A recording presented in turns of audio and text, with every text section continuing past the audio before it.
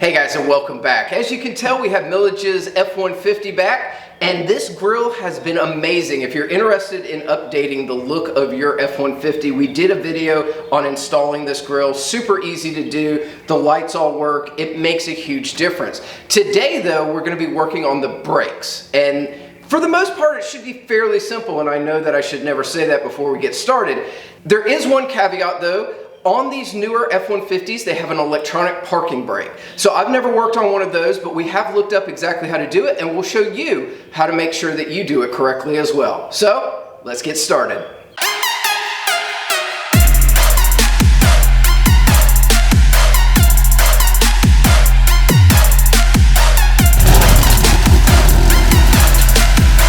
All right, so like John said, these 2018 and newer models of the F-150 have the electronic parking brake instead of the mechanical one. What we need to do is we need to put it into maintenance mode so that it doesn't lock everything up and we can't access the back brakes.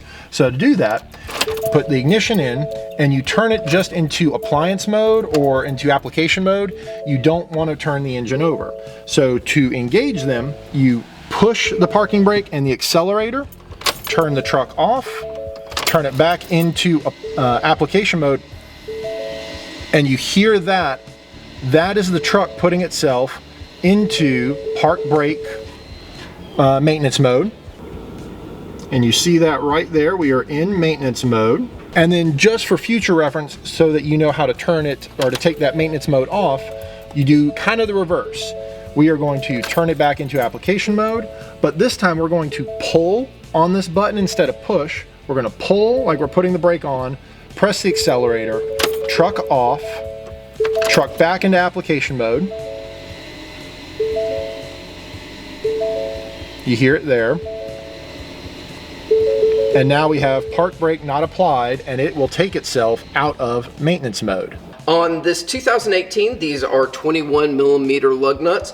The only thing that I did notice is that these actually have what you would consider like a vanity cover over it, so they're not a full stainless steel or chrome lug nut. It's got that little cap on it. So you do want to be careful that you don't strip that out or cause any damage. So make sure that you fully seat your socket onto the lug nut before you do it. I also could not find my breaker bar, so we're going to improvise. The handle to a jack always works out really well.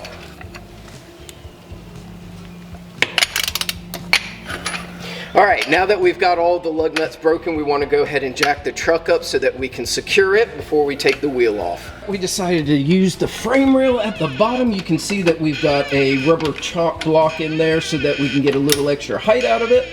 And we'll just go ahead and lift her up. And as always, remember safety first, so use a jack stand to support the F-150.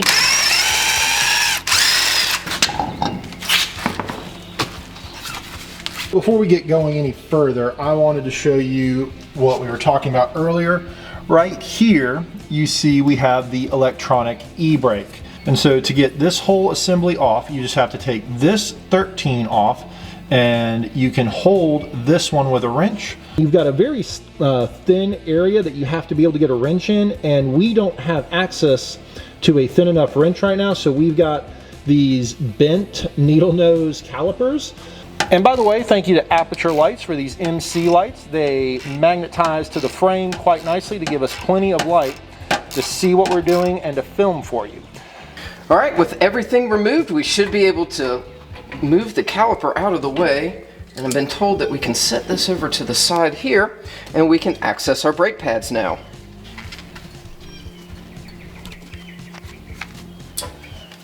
So these are friction fit on there, and to make sure that they fit perfectly, obviously the OEM ones that are on there are already perfect to spec. So if there was anything wrong with these, we would definitely replace them, but because these look great and everything is perfect, there's no point in it. The next step is to put the new brake pads on, and it's just as simple as when we took them off. They just kind of sit in there and then they go flush against the rotor. And now we have brand new meat on those rotors. The thing that we have to do next is to press the caliper in so that we have enough space to go around this. This came from Harbor Freight. It is for this exact purpose, to depress the brake piston into the caliper so that everything goes smoothly, because you've got to get that back in. Some of the newer trucks actually require it to be spun in, which this has adapters that will allow you to spin it in. For this model, all we have to do is depress it down. So it's pretty much just a clamp system that goes into the caliper, and then we start to depress it down.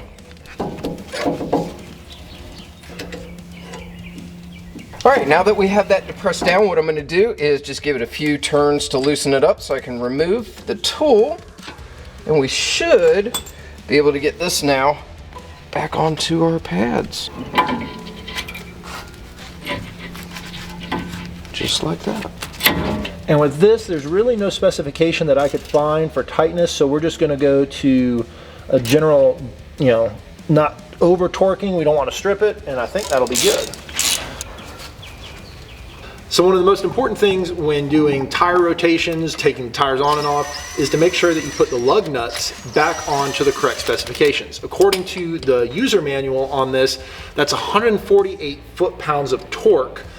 We're going to go around 140. 150 pounds is a lot, but this is a truck, and that's maybe planning for towing or something like that. So we're going to go ahead and get these tightened, and we're going to start on the other 3 wheels.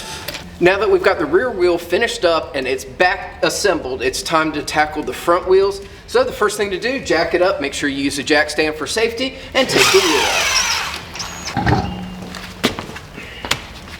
The good news is that the bolts and nuts are all still the same size, so we should be able to use the 13 millimeter to take that off and get going. Did you know that they put FOMOCO? Ford Motor Company, yeah. FOMOCO. All right. I guess you're gonna go right up here then, huh? Yeah. All right, the wheel is off, the caliper is off, and now we have to replace the brake pads themselves up on front.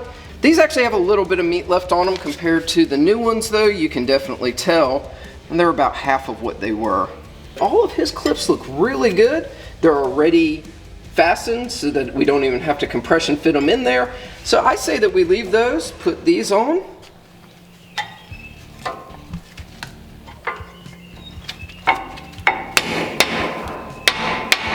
There you go. So that's out. There we go. I wish that Carson, she used to like Lightning McQueen and cars, but now she's not really into it.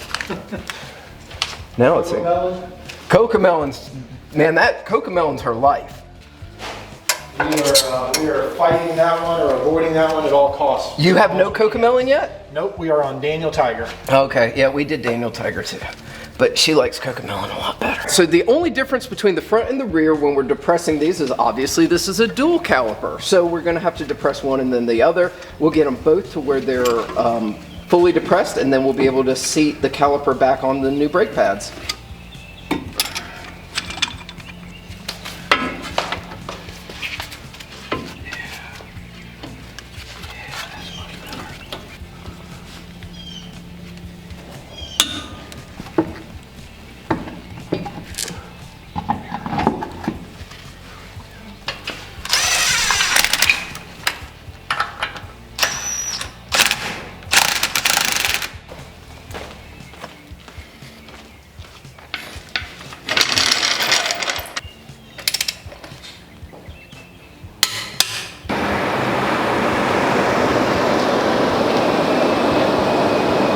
Okay guys, I have to tell you, it's not often that you get to do a job, feel satisfied, and it goes very smoothly, and this was one of those jobs. Now, of course, we finished up all 4 wheels, we removed the parking brake maintenance mode, and now Milledge is ready to go for another 30 to 70,000 miles depending on his driving. The dealership wanted to charge us somewhere around $550 to $600 to put brake pads on it. We saved around $400, maybe even $450 doing it ourselves. We spent about $120 to $140 on the brake pads, and then the labor was free because, well, that's what I'm here for. So I will tell you, this is a job that anyone can do themselves. Just make sure that you have the correct tools. Everything that you would need to do this job will be listed in the description below, so you can just click and buy anything you need. But for less than $200, you could easily do this at your house. Hopefully you guys learned something. Leave us some comments, like, share, subscribe. We'll catch you next time.